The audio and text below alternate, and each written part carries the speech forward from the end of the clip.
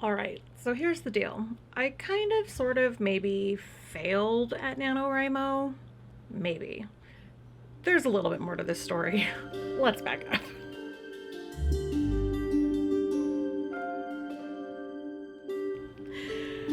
Okay, so I went into November thinking I am going to kick trash at NaNoWriMo. I'm just going to do so awesome. I'm going to use all those skills I built as a full time writer and write every day and hit my 50K and build back up my daily writing habit that I had lost when I started working full time.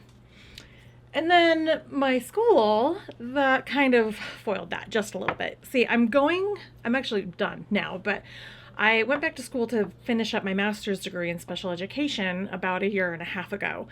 And oddly enough, it took all my time. Weird how that works. So part of me doing NaNoWriMo when I did was that I actually had a month break before I was due to start my last big stretch of my master's degree, finish up the thesis, do all of that kind of stuff. So I was like, I have a month, I'm going to be good. And then I got all ready for NaNoWriMo and I made videos and I was all ready to go. And then my school contacted me and was like, we're actually going to have you start right now. And all of my plans to do NaNoWriMo just went right out the gate. And I tried really hard. I sat down, but at 9 times out of 10, I was too behind in school and I had to catch up on that. And so it was just a lot.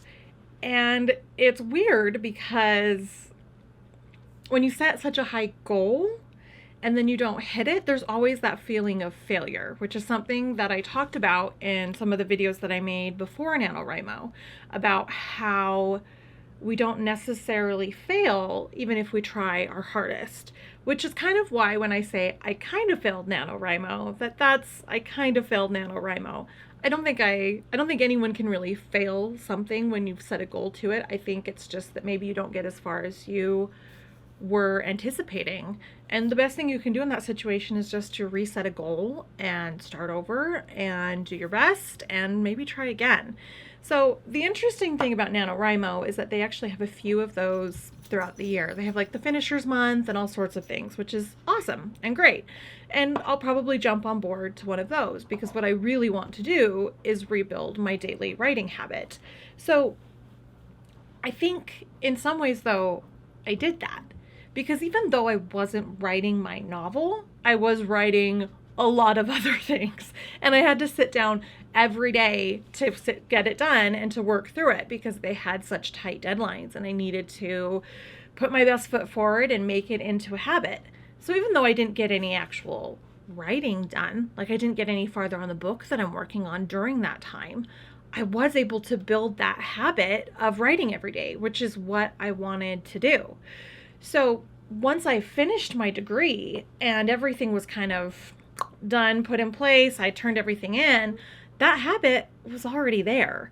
So win-win, win-lose, however you want to look at it. But I mean, all told, in the month of November, I wrote 537 words. So that's 537 words I didn't have before, which is the other way to look at it. Because even if we don't hit our word count goals, our goals in general, getting even partially there, getting even a few words in, everyone say hi, Luna. Those are words that you wouldn't have had if you hadn't been trying. And they can add up. Even though I was only able to write maybe 2 days and in total got 500 days in, or 500 words in, excuse me, those are 500 words that got me closer to that goal. So that, in combination with all of that work and that skill that I built to build that daily habit, even though it wasn't for writing my novel, it was still writing, but now I've been able to take that. So on the other side of NaNoWriMo, on the other side of the new year, and probably midway through December, I was really able to take that daily writing and move it into books and not only get farther than I had planned during NaNoWriMo, but I think the quality is better. Sometimes one of the big things that I talked about previously was the whole sand in the sandbox thing. If you haven't heard me talk about this before, it basically goes that you cannot build a sandcastle unless you have sand in your sandbox. So our first drafts are really just our sand in our sandbox.